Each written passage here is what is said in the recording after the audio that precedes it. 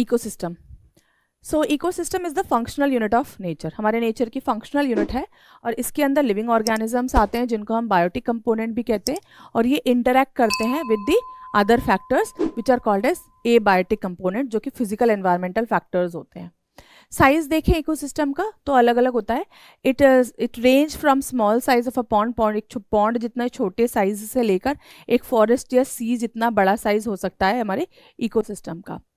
Biosphere क्या होता है? ये ग्लोबल इकोसिस्टम है made up of all types of ecosystem. जितने भी इकोसिस्टम इस अर्थ पे हैं वो सारे इकोसिस्टम जब आपस में कंबाइन होते हैं that is called as biosphere.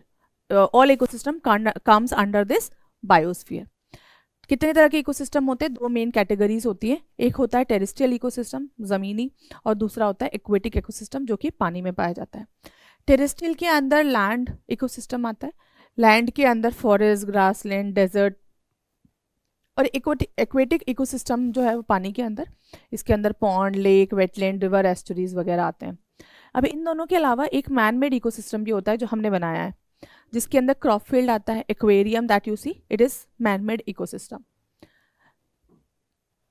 अब जब इकोसिस्टम की स्टडी करते हैं the structure of ecosystem, it consist of input. Input क्या होता है? प्रोडक्टिविटी, यानी सोलर एनर्जी को कैप्चर करके जो प्लांट है फोटोसिंथेसिस करके कितना जो है फूड प्रोड्यूस कर रहे हैं, जो प्रोड्यूसर्स जो प्रोड्यूस करते हैं that is the productivity. Then transfer of energy food chain के थ्रू. ये जो प्रोड्यूसर्स हैं ये ट्रांसफर कर रहे हैं अपने एनर्जी को फूड चेन के थ्रू, फूड वेब्स के through. And it include nutrient cycle, इसको हम न्यूट्रिएंट साइकिल भी कहते हैं, ठीक है ना. Next is output. आउटपुट क्या है? डिग्रेडेशन या फिर एनर्जी लॉस, ठीक है ना. ये पूरी प्रोसेस में कितना डिग्रेडेशन हो रहा है, कितना एनर्जी लॉस हो रहा है, that is output. Then ecosystem relation देखें. इकोसिस्टम रिलेशन के अंदर क्या होता है? Energy flow. कैसे हो रही है एनर्जी फ्लो? साइकिल के फॉर्म में हो रही है, न्यूट्रिएंट साइकिल जितनी भी होती है. देन फूड चेन के फॉर्म में एनर्जी फ्लो होती है, फूड वेब के फॉर्म में एनर्जी फ्लो होती है. और ये सब क्या शो कर रहे हैं? ये इंटर रिलेशनशिप शो कर रहे हैं between the producer, consumer, decomposers, इन सब के बीच में. इकोसिस्टम का स्ट्रक्चर देखें तो जैसे हमने पहले भी देखा कि बायोटिक और एबायोटिक दोनों कंपोनेंट के बने हुए होते हैं और ये जो है ये आपस में इंटरेक्ट करते हैं और flow of energy, flow of nutrient इसको मैनेज करते हैं. स्पीशीज कंपोजिशन देखें तो identification and listing of plant and animal species present in an ecosystem. एक इकोसिस्टम में कितने प्लांट स्पीशीज हैं, कितने एनिमल स्पीशीज हैं, ये स्पीशीज कंपोजिशन के अंदर आता है. ये हमें बायोडाइवर्सिटी को स्टडी करने में हेल्प करता है. Stratification. Now what are the strata और the stratification? Vertical distribution of different species. जो वर्टिकल डिस्ट्रीब्यूशन होता है अलग अलग स्पीशीज का उसको हम स्ट्रैटिफिकेशन कहते हैं इकोसिस्टम में. एग्जाम्पल अगर हम फॉरेस्ट इकोसिस्टम की बात करें तो फॉरेस्ट इकोसिस्टम में टॉप लेयर जो है उसको कौन कवर करता है? It is covered by the trees. Okay, तो ये जो टॉप लेयर है यहाँ पर ट्रीज पाई जाएंगी. Then you will have shrubs middle layer में और बॉटम लेयर में herbs and grasses. So these are the, इसको ये जो डिस्ट्रीब्यूशन है इसको हम कहते हैं वर्टिकल डिस्ट्रीब्यूशन. अब फॉर्मल एस्पेक्ट देखें हम ऑफ इकोसिस्टम तो इकोसिस्टम फंक्शन करता है एज अ यूनिट 4 बेसिस के ऊपर. पहली प्रोडक्टिविटी जिसमें प्रोड्यूसर्स इन्वॉल्व होते हैं. देन डिकम्पोजिशन जिसके अंदर वो ऑर्गेनिज्म इन्वॉल्व होते हैं जो डिकम्पोज करते हैं. डिकम्पोज होने के बाद में वो एनर्जी फ्लो करती है in the form of nutrient cycle. तो ये 4 एस्पेक्ट्स हैं ऑफ इकोसिस्टम. अब एक्वेटिक इकोसिस्टम की बात करें, for example pond as an example. Pond जो है वो शैलो होता है, बहुत ज़्यादा डीप नहीं होता, सिंपल होता है और सेल्फ सस्टेनिंग होता है, यानी हर चीज़ जो है उसमें खुद ही हो रही होती है, ठीक है. It exhibit all 4 basic functional. अब ये जो 4 बेसिक फंक्शनल हमने चीज़ें पढ़ी थी कंपोनेंट्स, ये सारे इस पॉन्ड जो है इन चीज़ों को एग्जिबिट करता है. पॉन्ड के अंदर प्रोड्यूसर्स भी होते हैं, डिकम्पोजर्स भी होते हैं, एनर्जी फ्लो भी होती है और न्यूट्रिएंट साइकिल भी होता है. तो ये एक सेल्फ सस्टेनेबल एक्वेटिक इकोसिस्टम है. अब कंपोनेंट देखें पॉन्ड इकोसिस्टम के अंदर तो दोनों कंपोनेंट होंगे, biotic and abiotic. Abiotic component के अंदर क्या होता है? जो वाटर उसके अंदर डिजॉल्व है, वाटर है, वाटर के अंदर कौन कौन सी चीज़ें डिजॉल्व है? ऑर्गेनिक एंड ऑर्गेनिक सब्सटेंस है. सॉइल, इसमें डिपोजिशन है रिच सॉइल का. और कैसे रेगुलेट होती हैं ये चीज़ें? By the solar input. जो सनरेज हैं, टेम्परेचर है इसके अंदर, डे लाइट जो आ रही है कितने अमाउंट में, और जो क्लाइमेट कंडीशन इसके अंदर फॉर्म हो रहा है, इन चीज़ों के ऊपर डिपेंडेंट करता है. अब जो ऑटोट्रॉफ्स या जो प्रोड्यूसर्स इस पॉन्ड में पाए जाते हैं इकोसिस्टम में वो आते हैं phytoplanktons, then algae, floating plants, submerge plant जो उसके अंदर डूबे हुए हैं, और marginal plant at the pond edge. Edge में जो मार्जिन में जो प्लांट्स प्रेजेंट हैं वो. कंज्यूमर्स होंगे इसमें, जो फाइटोप्लैंक्टॉन्स और एल्गी को खाने वाले हैं उनको जूप्लैंक्टॉन्स कहेंगे। फिर फ्री स्विमिंग ऑर्गेनिज्म होंगे उसमें छोटे छोटे, जो फ्लोटिंग प्लांट्स को और एल्गी और फाइटोप्लैंक्टॉन्स उनको कंज्यूम करेंगे। Then bottom dwelling organism, bottom जो नीचे तल पे बॉटम के ऊपर अपना स्विम करते हैं या ड्वेल करते हैं। डिकम्पोजर्स, पॉन्ड इकोसिस्टम में फंगस होगी, बैक्टीरिया होगा, फ्लैजिलेट्स होंगे, और बॉटम ऑफ द प्लॉन्ट में और ज़्यादा कुछ कुछ एविडेंटली ऑर्गेनिजम्स पाए जाएंगे, और ये भी सबसे ज़्यादा एबेंडेंट में पाए जाते हैं, और यही क्या करते हैं, यही डिकम्पोज करने में हेल्प करते हैं। देन पॉन्ड इकोसिस्टम के फंक्शन देखें, क्या करता है ये, conversion of inorganic substance into organic substance by the use of solar energy. Solar energy की मदद से ये क्या करते हैं, जो इनऑर्गेनिक सब्सटेंस है उसको ऑर्गेनिक सब्सटेंस में कन्वर्ट करते हैं। Consumption of producers by heterotrophs, heterotrophs producers को कंज्यूम करेंगे। Decomposition and mineralisation of dead organism matter, अब जो डेड ऑर्गेनिक मैटर है वो क्या करेगा, वो डिकम्पोज हो जाएगा, और डिकम्पोज होने के बाद में वो नीचे के ऊपर सेटल्ड होकर मिनरलाइज हो जाएगा, मिनरल्स में कन्वर्ट हो जाएगा। न्यूट्रिएंट जो है वो मिनरल्स में वो रिलीज हो जाएंगे और वापस से रीयूज हो जाएंगी बाय दी ऑटोट्रॉप। और ये जो प्रोसेस है वो एक कंटिन्यूस और साइक्लिंग प्रोसेस है। क्या हो रहा है, सबसे पहले जो ऑर्गेनिक और इनऑर्गेनिक मैटर है उसको सनलाइट कन्वर्ट करेगा, प्रोड्यूसर्स उसको यूज़ करेंगे, यूज़ करने के बाद में डेड होंगे, डिकम्पोज होंगे, मिनरल्स फॉर्म हो जाएंगे, और जो मिनरल्स है वो वापस से न्यूट्रल साइकिल में फिर से रीयूज हो जाएगी बाय दी ऑटोट्रॉफ। इसी को हम एनर्जी फ्लो भी कहते हैं। तो एनर्जी फ्लो जो होती है इकोसिस्टम में वो कैसी होती है, यूनिडायरेक्शनल होती है। जैसे सन से एनर्जी लेंगे प्रोड्यूसर्स, प्रोड्यूसर से एनर्जी लेंगे कंज्यूमर्स। एनर्जी किसके फॉर्म में आती है, in the form of heat, heat के फॉर्म में लॉस होती है हर ट्रॉपिक लेवल में, एट ईच ट्रॉपिक लेवल। और एनर्जी जो है वो वापस से can not B recycle unlike nutrient. Nutrient recycle हो सकता है जैसे कि हमने इसके अंदर देखा, लेकिन एनर्जी जो है वो रिसाइकल नहीं होती है, वो हर ट्रॉपिक लेवल पे लॉस होती चली जाती है, जिसको हम एनर्जी फ्लो करते हैं। फॉर एग्जाम्पल, जैसे कि आपने पहले भी पढ़ा होगा कि जो सन है, अगर सन से किसी प्लांट ने एनर्जी ली है तो जितनी भी अमाउंट में वो एनर्जी कंज्यूम करेगी मतलब लेगी, उस सन से सिर्फ उसका 1% ही उसकी बॉडी के अंदर, या वो उस 1% ही अपने अंदर ले पाएगी। उसके बाद में जब उस प्रोड्यूसर्स को कोई और ऑर्गेनिज्म कंज्यूम करेगा तो वो सारी एनर्जी नहीं ले पाएगा उसकी सिर्फ 1% एनर्जी जो है वो फिर नेक्स्ट लेवल में जाएगी। इसी तरीके से हर ट्रॉपिक लेवल में सिर्फ 1% एनर्जी ही जाती है, बाकी जो एनर्जी होती है वो उस ऑर्गेनिज्म की बॉडी के डिफरेंट काइंड ऑफ फंक्शन में यूज अप हो जाती है और लॉस हो जाती है। ठीक है, so this is energy flow, इसीलिए कहते हैं हम एनर्जी फ्लो जो है वो यूनिडायरेक्शनल होती है। प्रोडक्टिविटी देखें तो कंटिन्यूस सोलर एनर्जी इनपुट, जो सोलर एनर्जी इनपुट जो हो रहा है वो कंटिन्यूस फॉर्म में है, और ये क्या है, ये बहुत ज़रूरी है इकोसिस्टम को फंक्शन करने के लिए। प्रोडक्टिविटी में primary productivity, rate at which producer convert solar energy into chemical energy. Primary productivity क्या है, जिस रेट पे जो प्रोड्यूसर्स हैं वो सोलर एनर्जी को केमिकल एनर्जी में कन्वर्ट कर रहे हैं, यानी बायोमास में कन्वर्ट कर रहे हैं, उसको हम प्राइमरी प्रोडक्टिविटी कहेंगे। So what is the productivity? Is the rate of biomass or organic matter production per unit area or a given time. एक पर्टिकुलर टाइम में एक पर्टिकुलर एरिया में कितनी प्रोडक्टिविटी हो रही है by the use of solar energy. ठीक है, इसको हम कैसे एक्सप्रेस करते हैं, we express it as gram per square per year, dry weight और kilo calorie per square per year in the form of energy. Types of primary productivity, दो तरह की प्राइमरी प्रोडक्टिविटी होती है, एक होती है ग्रॉस प्राइमरी प्रोडक्टिविटी। ये क्या होता है, जो total rate of organic matter production during photosynthesis. Photosynthesis के टाइम पे जितना भी टोटल ऑर्गेनिक मैटर प्रोड्यूस हुआ है उसको हम क्या कहते हैं, ग्रॉस प्राइमरी प्रोडक्शन हो रहा है। प्राइमरी प्रोडक्शन हमेशा सोलर एनर्जी के थ्रू ही होता है, फोटोसिंथेसिस के थ्रू। तो ये जो प्रोडक्शन है इसको हम प्राइमरी प्रोडक्शन कहेंगे, gross primary production. A large part of gross primary production is used by plant for respiration. अब जितना भी प्रोडक्शन प्लांट कर रहे हैं उसमें से काफ़ी सारा पार्ट जो है वो अपने खुद यूज़ कर लेंगे रेस्पिरेशन के लिए, जो कि हीट के फॉर्म में लॉस हो जाएगा। As respiration is an exothermic process, तो हीट के फॉर्म में ये लॉस हो जाएगा। दूसरा होता है हमारा net primary productivity. Net primary productivity क्या होती है, बायोमास अवेलेबल टू हेटेरोट्रॉप्स। अब जो प्राइमरी ग्रॉस प्राइमरी प्रोडक्टिविटी में फोटोसिंथेसिस करके प्लांट ने जो प्रोडक्शन किया, ऑर्गेनिक मैटर प्रोड्यूस किया, वो ऑर्गेनिक मैटर में उन्होंने बहुत सारा तो अपने लिए यूज़ कर लिया रेस्पिरेशन के फॉर्म में। अब जो बचा, और वो जो बचा हुआ जो हेटरोट्रॉफ को मिलता है उसको हम कहते हैं नेट प्राइमरी प्रोडक्टिविटी।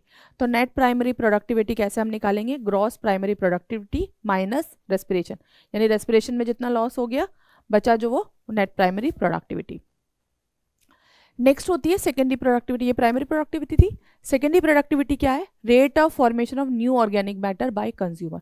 अब जो कंज्यूमर्स हैं हेटरोट्रॉप हैं वो क्या नया प्रोड्यूस कर रहे हैं, ठीक है ना, न्यू ऑर्गेनिक मैटर जो वो प्रोड्यूस कर रहे हैं उसको हम सेकेंडरी प्रोडक्टिविटी कहेंगे।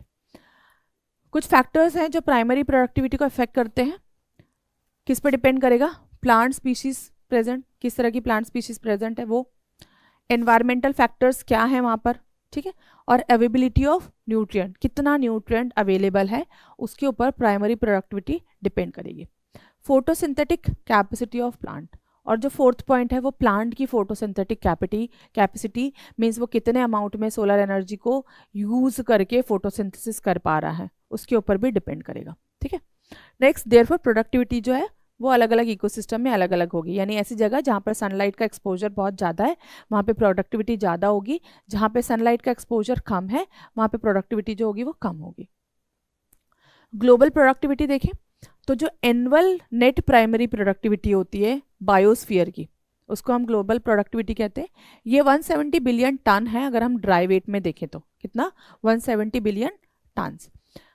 ओशन जो है वो कवर करता है 70% ऑफ द अर्थ सरफेस और कंट्रीब्यूट करता है 55 बिलियन टन। ओशन की प्राइमरी जो ओशन है उसकी ग्लोबल प्रोडक्टिविटी कितनी है हमारे पास, 55 बिलियन। जो बाकी रिमेनिंग प्रोडक्टिविटी है वो कहाँ से आती है, टेरेस्ट्रियल इकोसिस्टम से आती है। Okay, next is decomposition, decompose हो जाना यानी वापस से किसी चीज को डिग्रेड करना।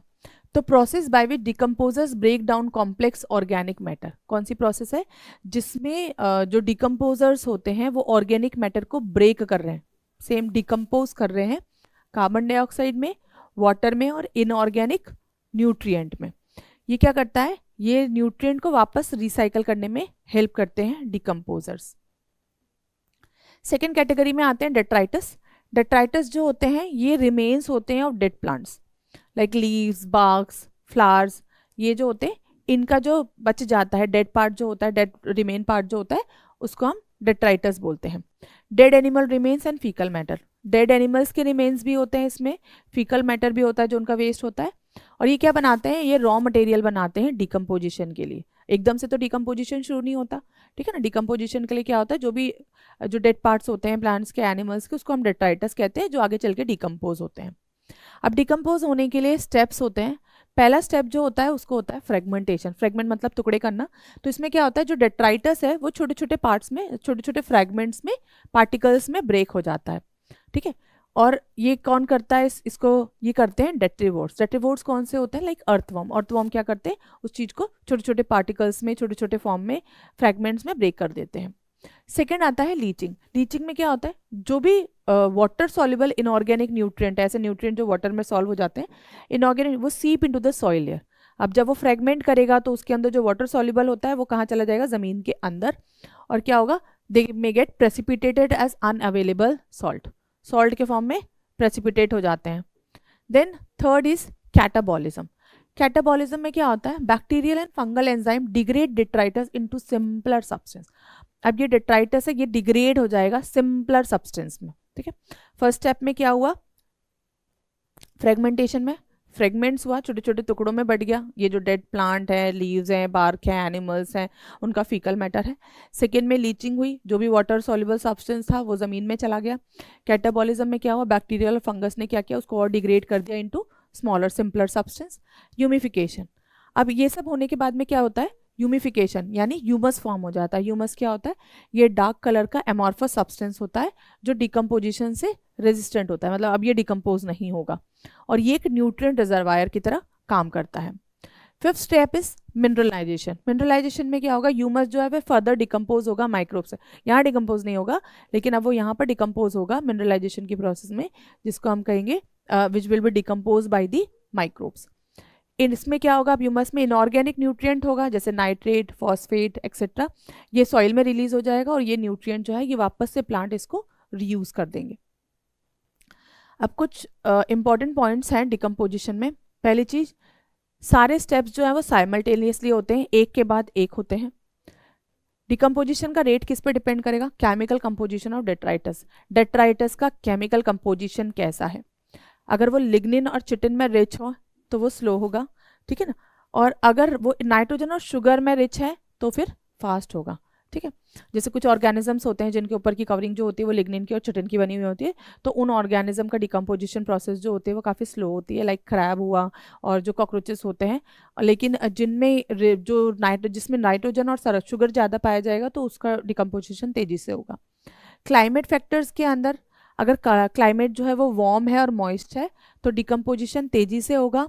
वहीं पर अगर टेम्परेचर कम है, एनारोबिक कंडीशन है, तो फिर इसमें क्या होगा? डिकम्पोजिशन स्लो होगा। Next is energy flow and food chain. Energy flow कैसे करती है? प्रोड्यूसर से कंज्यूमर, कंज्यूमर से डिकम्पोजर्स। तो प्रोड्यूसर्स कौन होते हैं? ग्रीन प्लांट्स होते हैं जो सोलर एनर्जी को कैप्चर करके सोलर एनर्जी को केमिकल एनर्जी में कन्वर्ट करते हैं फॉर फोटोसिंथेसिस। कंज्यूमर्स वो होते हैं जो इन प्रोड्यूसर्स पे कंज्यूम करते हैं, फीड करते हैं प्रोड्यूसर्स पे। For example goat, deer, insects, herbivores होते हैं ज़्यादातर, हर्ब्स खाने वाले। और दूसरे सेकेंडरी कंज्यूमर्स भी होते हैं जो इन प्राइमरी कंज्यूमर्स पे फीड करते हैं, यानी they feed on this goat, deer, insects etcetera, for example man and lion. अब अगर हम सिंपल ग्रेजिंग फूड चेन देखें तो सिंपल ग्रेजिंग फूड चेन के अंदर ग्रास को गोट ने खाया, गोट को ह्यूमन ने खाया, तो ये क्या है? It is a simple grazing food chain where one organism is eaten by the another organism.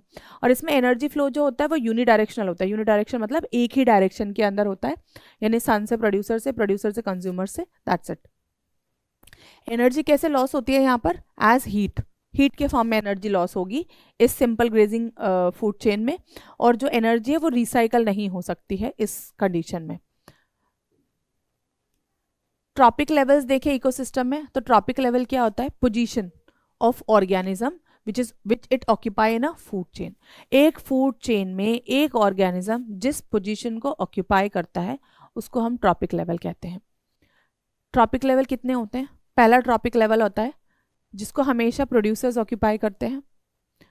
Producers कौन होते हैं? ऑटोट्रॉफ्स होते हैं, फोटोसिंथेसिस से अपना फूड प्रिपेयर करते हैं। ये फाइटोप्लैंक्टॉन्स हो सकते हैं अगर हम एक्वेटिक इकोसिस्टम की बात करें, फाइटोप्लैंक्टॉन्स आर प्रोड्यूसर्स। अगर हम टेरेस्ट्रियल इकोसिस्टम की बात करें तो ग्रास है, ट्रीज हैं, ये आ जाएंगे। सेकेंड लेवल के अंदर आते हैं प्राइमरी कंज्यूमर्स जो इन प्रोड्यूसर्स को कंज्यूम करते हैं, जैसे हर्बीवोरस, ये feed directly on producers, example zooplanktons, then grasshopper, goats. Third tropical level की बात करें तो सेकेंडरी कंज्यूमर जो प्राइमरी कंज्यूमर को फीड करते हैं, जैसे कि कार्निवोर्स, ये हर्बीवोर्स के ऊपर फीड करते हैं, जैसे एग्जाम्पल बर्ड, फिशेस, वुल्फ, ठीक है। उसके बाद में फोर्थ ट्रॉपिक लेवल के अंदर आते हैं टर्जरी कंज्यूमर कार्निवोर्स। टर्जरी कार्निवोर्स कौन से? टॉप कार्निवोर्स होते हैं जो सेकेंडरी कंज्यूमर पे फीड करते हैं, example is man and lion. तो these are the tropic level. कितने ट्रॉपिक लेवल हैं? पहला फर्स्ट ट्रॉपिक लेवल जिसमें प्रोड्यूसर्स आते हैं, सेकेंड ट्रॉपिक लेवल जिसमें प्राइमरी कंज्यूमर्स आते हैं, थर्ड ट्रॉपिक लेवल जिसमें सेकेंडरी कंज्यूमर्स आते हैं, एंड फोर्थ ट्रॉपिक लेवल जिसमें टॉप कंज्यूमर्स आते हैं, जिसको हम कहते हैं टर्जरी कंज्यूमर्स। ये टॉप कार्निवोर्स इसके अंदर आते हैं। अब difference between food chain and food web. Food chain क्या है? लीनियर सीक्वेंस है ट्रांसफर ऑफ फूड और एनर्जी का, यानी फूड चेन में क्या होगा? एक ऑर्गेनिज्म दूसरे ऑर्गेनिज्म को खाएगा, वो ऑर्गेनिज्म दूसरा, ये क्या है? It is a linear food chain. It is a linear change in which एक ऑर्गेनिज्म फिर वो दूसरे को खाएगा, फिर वो इस तरीके से। लेकिन फूड वेब क्या है? It is a network of interconnected food chain. बहुत सारी फूड चेन का एक नेटवर्क है, इंटरकनेक्टेड है, जिसके अंदर एक ऑर्गेनिज्म को, जो वन ऑर्गेनिज्म है उसको कोई दूसरा ऑर्गेनिज्म खाएगा, इस ऑर्गेनिज्म को कोई और, इसको भी कोई और खा सकता है, इसको कोई और भी खा सकता है, इसको ये, तो ये इस तरीके से क्या करता है? It is a network of food chain. इसको हम कहते हैं फूड वेब। और अगर हम बात करें तो food chain doesn't exist in nature, food web he exist करती हैं, क्योंकि ऐसा कोई फूड चेन नहीं है जिसमें एक ऑर्गेनिज्म दूसरे ऑर्गेनिज्म को खा रहा है और कोई और नहीं खा रहा। फूड वेब एग्जिस्ट करती है नेचर में। और जो फूड वेब है ये क्या करती है? It make ecosystem more stable. Okay, जो एनर्जी फ्लो होता है इकोसिस्टम में उसका सोर्स क्या है? Sun. Sun is the main source. 2 to 10% of solar energy जो होती है वो कैप्चर्ड होती है बाय द प्रोड्यूसर, कितनी भी एनर्जी आ रही हो। जो प्रोड्यूसर्स हैं वो 2 से 10% ही कैप्चर कर पाते हैं, उससे ज़्यादा नहीं।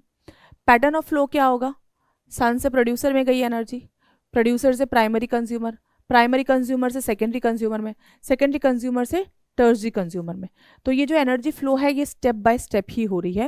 और हमने जैसे कि पहले पढ़ा था कि जो एनर्जी है वो पूरी यूज़ अप नहीं होती है, जो प्रोड्यूसर्स होते हैं वो अपनी मोस्ट ऑफ द एनर्जी जो है वो यूज़ अप कर लेते हैं फॉर रेस्पिरेशन। प्राइमरी प्रोडक्टिविटी पढ़ी थी ना, तो उसमें वो रेस्पिरेशन में लॉस हो जाता है, जो बचता है वो दूसरे ऑर्गेनिजम्स को जाता है। ठीक है, अब जो इकोसिस्टम है, हमारी बुक में कुछ पिरामिड्स ऑफ इकोसिस्टम दिए हुए हैं, जिसमें पहला इकोसिस्टम जो है it is ecosystem of energy.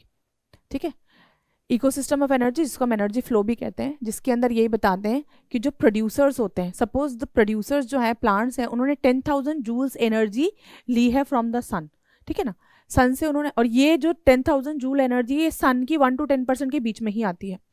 10,000 जब इन प्राइमरी प्रोड्यूसर्स को प्राइमरी कंज्यूमर खाएंगे तब उनके अंदर सिर्फ 1,000 जूल्स ऑफ एनर्जी ही ट्रांसफर होगी, देन ओनली इनको कितनी एनर्जी मिलेगी, 1,000 जूल्स।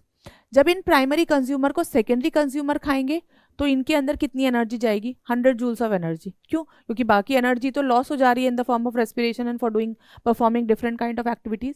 और जब टॉप कार्निवोर्स इनको कंज्यूम करेंगे तब इसमें जो एनर्जी जाएगी वो होगी 10 जूल्स। तो यानी eight each tropic level the amount of energy जो है वो कम होती चली जा रही है eight each trophic level. Okay, सबसे ज़्यादा अमाउंट ऑफ एनर्जी किसके पास है, प्रोड्यूसर्स, ये सबसे ज़्यादा अमाउंट में एनर्जी ले रहे हैं। देन और ये जो है ये यूनिडायरेक्शनल है, तो इसमें energy can not be recycled, first point आपको बताना है। Then 10% energy is only 10% energy is transferred at each tropic level, और इसको हम 10% लिंडमैन लॉ भी कहते हैं कि हर ट्रॉपिक लेवल में सिर्फ 10% एनर्जी ट्रांसफर हो रही है, 90% लॉस हो जा रही है for the respiration in the form of heat. ठीक है, नेक्स्ट इकोलॉजिकल पिरामिड्स। 3 तरह के इकोलॉजिकल पिरामिड्स होते हैं, pyramid of number, pyramid of biomass and pyramid of energy. Pyramid of number के अंदर हम क्या बता रहे हैं, नंबर्स के थ्रू रिप्रेजेंट कर रहे हैं इकोलॉजिकल सिस्टम को। जैसे इसमें ग्रास इकोसिस्टम लिया हुआ है, इसमें बताया कि जो प्राइमरी प्रोड्यूसर ग्रास इकोसिस्टम में बात करें तो ये कैसा होता है, अपराइट होता है। अपराइट का मतलब क्या होता है, प्रोड्यूसर्स हमेशा उनका नंबर ज़्यादा होगा, जो कंज्यूमर्स जो उन पर फीड करेंगे प्राइमरी कंज्यूमर उनका नंबर कम होगा, सेकेंडरी कंज्यूमर का नंबर उससे ज़्यादा कम होगा, और जो टर्शरी कंज्यूमर है उसका नंबर उनसे भी ज़्यादा कम होगा। तो ये क्या करता है, ये क्या शो करता है, pyramids of number. Then second we have pyramid of biomass. Biomass के अंदर इसमें भी यही है कि जो प्रोड्यूसर्स होते हैं उनका बायोमास जो होता है वो ज़्यादा होगा, फिर जो कंज्यूमर्स होंगे उनका बायोमास कम होगा, और जो सेकेंडरी कंज्यूमर होंगे उनका बायोमास और ज़्यादा कम होगा, और जो टर्शरी कंज्यूमर होंगे उनका जो बायोमास जो होगा वो और ही भी ज़्यादा कम होगा। तो क्या होगा, जैसे जैसे हम ट्रॉपिक लेवल पे बढ़ते चले जाएंगे जो बायोमास है वो डिक्रीज होता चला जाएगा at each higher tropic level. This you have to show in this कि at each tropic level the biomass keep on decreasing. जो सबसे ज़्यादा टॉप लेवल पे पाया जाएगा उसका बायोमास सबसे कम होगा। थर्ड जो है वो है इन्वर्टेड पिरामिड ऑफ बायोमास। ये जो इन्वर्टेड पिरामिड कब होता है, जब हम एक्वेटिक उसमें देते हैं।